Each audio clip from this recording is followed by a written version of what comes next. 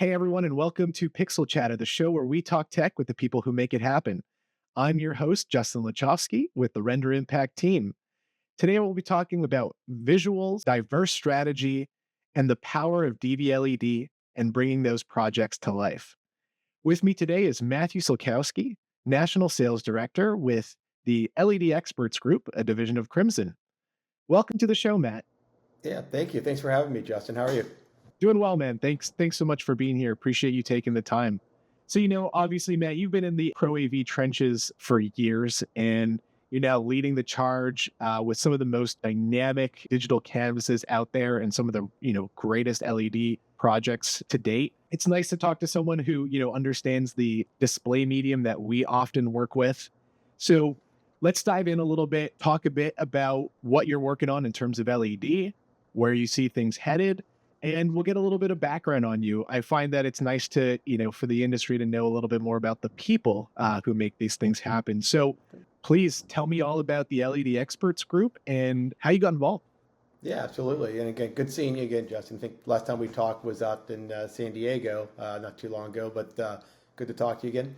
But yeah, the LED Experts Group. So we are a division of Crimson AV. You guys might have heard of Crimson AV, been around almost 14 years now, kind of the mount company.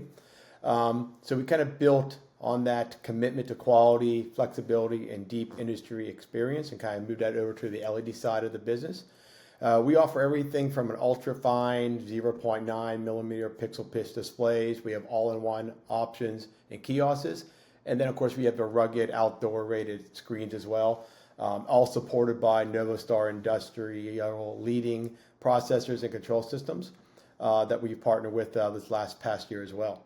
What kind of sets us apart is really, we vetted over 40 LED suppliers before we started this process a few years ago, ensuring that we match the right products to each project and the right processor, adding the attention to detail, fast quote turnaround, and kind of just a second to non-customer service that we've been known for in the Crimson AV industry for a long time now. So. I love to hear it. And obviously, DV-LED and just LED technology is becoming increasingly more popular. So maybe you can tell me a little bit about, Crimson's decision to, get involved in the LED side of the business. Yeah, sure. What really came about it, even before I was with the company, was we started getting a lot of one-off kind of requests because, again, we have, I think, now over 300 different mounting solutions in every type of vertical. But we started getting a lot of requests for LED mounting. And that kind of got the ball rolling and then the thoughts of the upper management in our company of what we could do to help support that. From there, like I said, we went down the road of vetting, a lot of different companies in the space to make sure we have the right partner and the tools to be very confident in what we do with the products that we're representing. That kind of started and kind of just went from there. Awesome. So let's take a bit of a step back. You've been with or the LED Experts Group and Crimson for a little bit over a year now since we first met. Maybe you could tell me a little bit about what you were doing before and sort of what paved the way for this transition. Yeah, absolutely. So I would probably say started about 20 years ago. My first kind of way I got into AV and technology in general, I worked for EchoStar, which is Dish Network, as an area sales manager. From there, it kind of just went to the next progression. I moved into the customer electronics space, did work directly with companies like Sony, Bose, LG, and Samsung. And what I did is I focused on the merchandising, marketing, and assistant sales training, a portion of that. I ended up managing teams of 60 people remotely. So sharpening my communication, attention to detail, and time management really gave me the hands-on client-facing experience that kind of led me to my foundation and what my approach is in business today. But what brought me to Crimson AV is I had a great working relationship with one of the VPs that was my boss then at Dish Network, William Baer, who's now one of the VPs at Crimson AV. And we always kind of stayed in contact. And when this opportunity came up, I really saw the momentum behind the dvLED side of this business and knew it was the right fit and the right time for me to jump on. And really just what really drew me in was the problem solving component, right?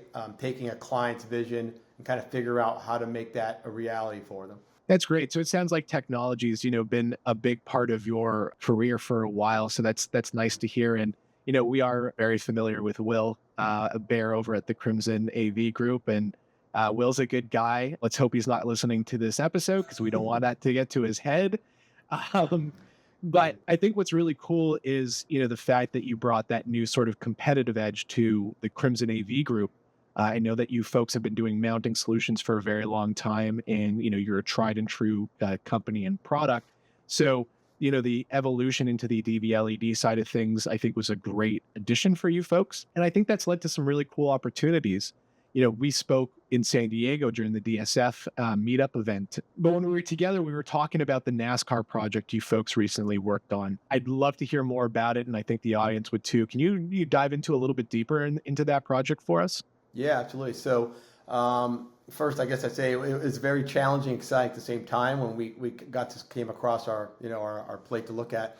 So, Spartan Motorsports is a NASCAR team. They have teamed in all three divisions, so the Truck Series, the Xfinity Series, and actually NASCAR. So they came to us and said, "Hey, look, we want to kind of put together a live command center, live video feeds, analytics, weather data." And multiple live streams all simultaneously for the race day kind of process. So what we started with was like, what's the vision, right? And they said, well, we want up to 18 live inputs all at once. So obviously that took some time to figure out how we want to put that together, right? So we coordinating multiple live streaming and data overlays was no small task. So we started with figuring out the right processor and kind of worked backwards. We went with an H series Novastar processor because it has enough inputs and power to handle that type of advanced layering and capabilities. So we initially thought we'd go with an HDMI 2.0 input cards. And the funny story is I went to this installation, helped support it on site. I was at lunch with some of our rep groups and I got a text saying we have an issue and we don't have enough layering. The lucky thing was we were able to kind of circle back. I was able to get the correct input cards overnighted to the facility and basically got it all done, and it was up and running. Still got the deadline for Spire and ready for the Daytona 500 and the kickoff of the 2025 series. But really complex kind of a lot of meetings with our partners, Novastar, the end user itself, and the integrator to try to figure out the best solutions for this. And it was, kind of a little bit of stressful moment there when we had to switch out some of the cards a day or two before our deadline. But as clients, as we all know, clients have deadlines and they usually want them sooner than later. But we're very happy to how it turned out, and everyone was very successful and happy about it. We've actually done a couple other projects for the owner of the racing team, including a home theater we just installed a few weeks ago. So really exciting and really cool to see and kind of follow the sports, the racing team to see how they're progressing. Kyle Busch drives for them, won a race. They had some of the fastest times at Daytona 500 on record. So kind of things like that is nice to follow and see you may have a little part of their success this season and seasons to come. Wow, that sounds like it was a complex but very exciting project. And you mentioned something that really resonates with me, especially being on the content side of things, is the fact that you took a step back at the beginning of the project and you asked the end user, the client directly, what's your vision for this? And that's really important, especially when we're, dealing with technology. Depending on who's brought into the project first, a lot of the times it's hardware procurement, but it omits the whole idea about, what's the purpose or business objective that you're trying to solve with this. But it sounds like that was, at the forefront of your thinking and sort of what kicked off this project, which I love to hear. Now, because of its complexity, obviously, I'm sure that came with a lot of technical challenges. You've obviously highlighted a few of those, but maybe we can dive a little bit deeper into, what were some of those technical challenges that made this project a little bit more challenging or exciting? What do you think?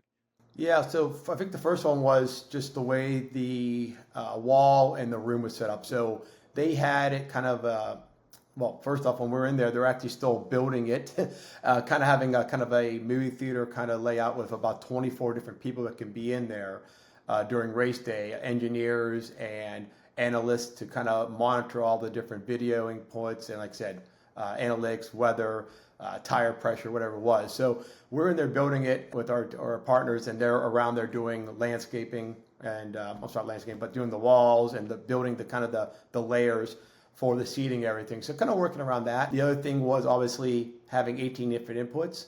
They're all going to be kind of different, right? So some of them are live streaming. We had a lot of different nooks we had to work with. So just making sure all those were working in sequence with each other. And then the other thing is, training how to work it. So it just, I kind of take the example, you buy a brand new sports car and it's great, but if no one shows you all the bells and whistles, all the features, why you're spending this amount of money on a product, then it's not worth it, right? So because of our partnership and our relationship with Novastar, we actually had an engineer come in towards the end of the installation to help kind of fine tune those type of configurations and how to work it really, and how to make it to, if they want to do a movie or some training, multiple, maybe 2 or 3 screens, to the 18 different segments and quadrants that they use on race day. So like I said, a lot of time and a lot of planning, and then even when you're there, you're always going to have some bumps in the road that we were able to work through. And again, at the end of the day, it's if the client's happy and they're using it and really seeing the rewards from it moving forward. So Love to hear it. Sounds like it was a pretty big success. So congrats to you, Crims and the LED Experts group for that project. Let's switch gears a little bit. Obviously, you're the national sales manager for the LED Experts group, so you're mainly involved in positioning and selling this technology within the market. Maybe you can tell me a couple like the key points in positioning yourselves within those projects and what it's like selling dvLED these days. sure. Yeah, I mean, I think the thing I think of all the time is we want to come across and be that complete solution provider. We handle everything from the project scoping, the system design, to content, and working with companies like you as one of our partners, Render Impact. And installation, we use Snap Install as our partner when needed to help either do a guided install or help do the install itself when we come across those opportunities.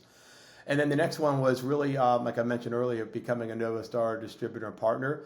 We offer the most reliable processors in the industry, along with exceptional technical support. Again, having them on site for certain parts of these installations, like we did for the Spire Motorsports install, they're the one that kind of pointed out the issue before we even did. So that being able to overnight something with their expertise on site, that really made a difference. And then, how do you help the clients, or beyond the screen, I say, is just, explaining and asking what their vision is. And really, it's only their imagination that really is the only thing that's stopping for what we can come with LED now these days. So it's really having a checklist beforehand of all the specifications, starts there, and just having the support, whether it be, again, the installation, the content, the installation itself, and just making sure we're there through the whole process for them to make sure they have a successful process and successful installation of the wall when it's all done and working. Love to hear your methodology for that.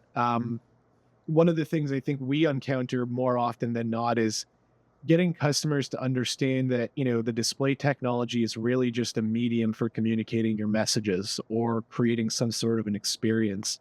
So how do you help customers sort of see beyond the screen and prioritize content as part of what they should be thinking about when engaging these projects?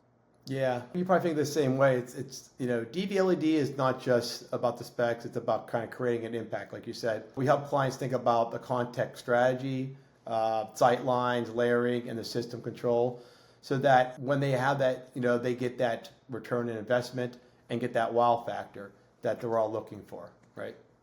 Totally. So what's one trend in sort of AV and LED technology that maybe people aren't paying enough attention to right now?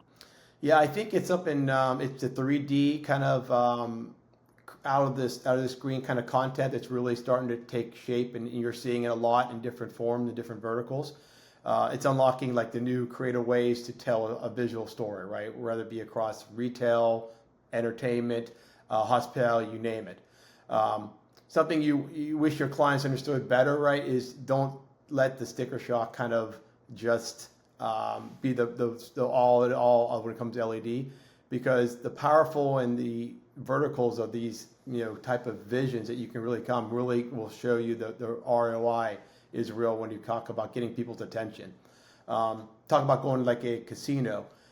There's a couple of applications that are really cool right now where you look up and you see like LED up on the screen. They're trying to get you to kind of look away from your phone, and whether, again, walking on the streets of New York City with some of the product you guys have worked on, is trying to get their attention, because attention is key right now in the AV space, and trying to get people to look at what you want them to look at, your vision, your messaging, your products, and away from their phones. So kind of explaining that to the end user and explaining what that impact can really do for their business is something we kind of look to focus on. Love to hear it. And again, thank you so much for the shout out there. We appreciate that. And I Yeah. think you're right. Content really is king, and people are finally starting to understand that when they're engaging in these projects. And 3D anamorphic and forced perspective content just adds that additional layer of engagement that gets people to look away from their phones. I think that's the biggest challenge that a lot of folks have in the pro AV space, digital signage and just displays in general is you need something engaging enough that's going to get somebody to look away from their phone that has all of the content in the world for them. So it's nice to hear that you folks are continuing and hold content as really the forethought for these projects. What are you thinking is sort of next for dvLED? What have you been seeing in terms of potential trends? Yeah, well, I'm a big sports guy. I think you do that, Justin, when we talked. I love watching sports, going to see live events, and of course, it's very expensive, right, to travel to see something. March Madness is going on right now. If you have a team still alive, to travel somewhere within a week, try to get tickets, flights. So what I'm seeing and what I'm really excited about is kind of the breakthrough of sports when you see some of these arenas that are being built. There's one in Dallas, not to, dropping names, Dallas and LA, where now you can go to somewhere near where you live and have that experience of being at the arena itself with the kind of futuristic all the way around kind of feel like you see at the Spire in Vegas as well. Things are just like next level that we haven't seen before. And then also having the ability with the audio to build into that experience. So now you could drive 15, 20 minutes from your home, get a ticket, sitting a restaurant, sports book kind of theme, and feel like you're actually in the arena itself. So that's kind of like what I see coming. But it really, and again, you see a lot of different videos on different social medias as well. Kind of cool outdoor LED, drone effects, things like that kind of all tie together. But just next level kind of technology. But for me, it's really the sports thing. Home theaters, probably going to see, you see IMAX theaters. You're probably going to see LED theaters soon in the future as well, as they're building these different arenas and businesses in different cities to come. Couldn't agree more. I think there's just so much potential for the display technology. So really happy to hear your thoughts on that. Let's do a little rapid fire fun. Favorite AV project ever? Oh, well, I mean, the Spire Command Center is right up there, right? But the one I kind of always think of, at least the first thought, was we did a new sports bar in Tennessee in Gattinsburg called Pucker's Sports Bar and Grill.